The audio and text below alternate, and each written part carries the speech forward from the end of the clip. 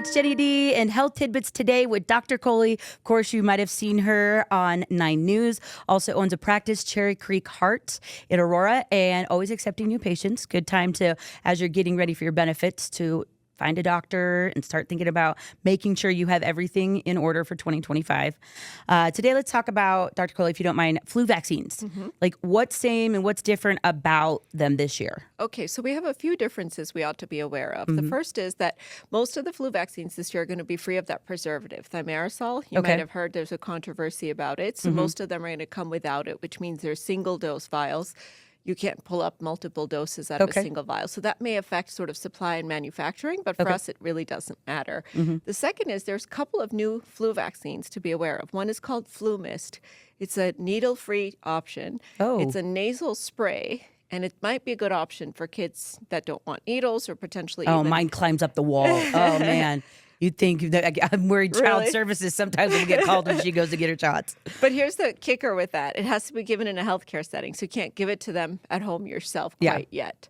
But I would say for most kids, probably stick with the needle version just because this one is a live version. So it's a little bit of the live flu vaccine. So there's a small risk of them getting sick. Yes, exactly.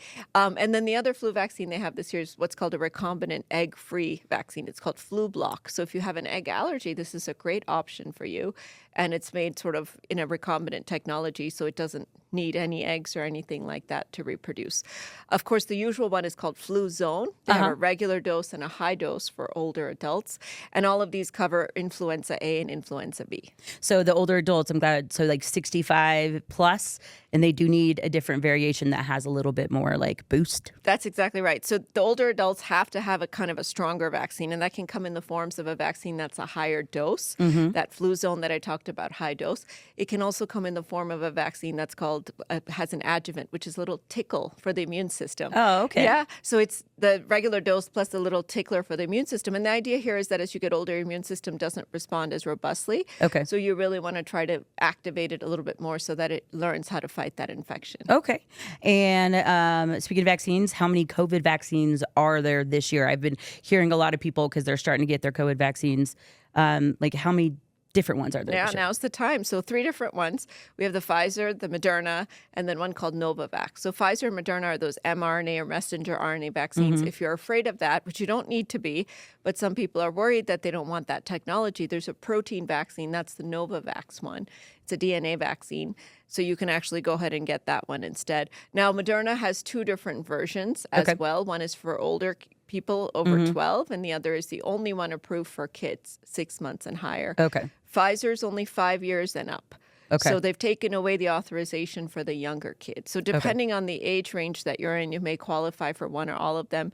Most adults qualify for all of them. I would say you probably want to stick within what you've been getting before. Moderna does have a higher dose vaccine, but they've never been compared head to head, so we don't know if one works better than the other. But definitely go and get it. And if you ask your child care's provider, they'll know exactly which one to give. That's right. And what strains will the vaccine protect against? Like, will they protect against that current strain that we're talking about and hearing about? Yeah, so unfortunately, they were designed against the last strain. And this is the problem with COVID. It's always one step ahead of us. And so you make a vaccine with the strain and then it evolves. But the good news is it's all within the same family. It's that Omicron family. So these are sort of like siblings. So even though the protection is against the prior strain, not the current one, which is called Stratus, it will have some cross protection against Stratus. Stratus, as we know, is a little bit more of an infectious variant. It's called the razor blade variant. Oh, okay. That's what the swallowing. That really horrible sore throat where people say they feel like they're swallowing glass. That's what it seems to be causing, and that is the dominant variant right now out there. And what is like the risk of for severe COVID infection? Like, who is it that is most at risk? It's the same people that we've talked about before, really the ones at the extremes of ages. So I would say young kids are very high risk. And this is kind of controversial this year because the CDC has taken away the recommendations to universally vaccinate very young children. And just by virtue of being young and having an immune system that's a little bit immature, you're high risk. So kids under 1 to 2 years of age make up the highest number of COVID and flu hospitalizations. Oh. Of course, the older people are also at risk as well. Pregnant women are at risk, and anyone whose immune system is down is at risk. Thankfully, this new variant is an Omicron variant, which is kind of a more gentle one. But we do know as the infection spreads more, it continues to mutate, and it could mutate back into something more severe. Okay. And like, even if you don't qualify for those under the FDA regulations, you can still get the COVID vaccine? So according to RFK Jr., yes, every American who wants a vaccine can get it. Now, the nice thing that Governor Polis has done is he's actually had the CDPHE medical director sign an order, standing order for a vaccine for Coloradans. So most of us don't need a prescription. Okay. If you lived in another state and you wanted to get it, you were healthy, you might have to go to your doctor and get a prescription. But most Coloradans don't need a prescription. If you're 65 and over, it's easy. You're in the recommended group. If you're younger than 65 and have a health-related problem or something that puts you at high risk, and this can be anything, even anxiety and depression count as things that put you at high risk, obviously working in a healthcare setting, those types of things.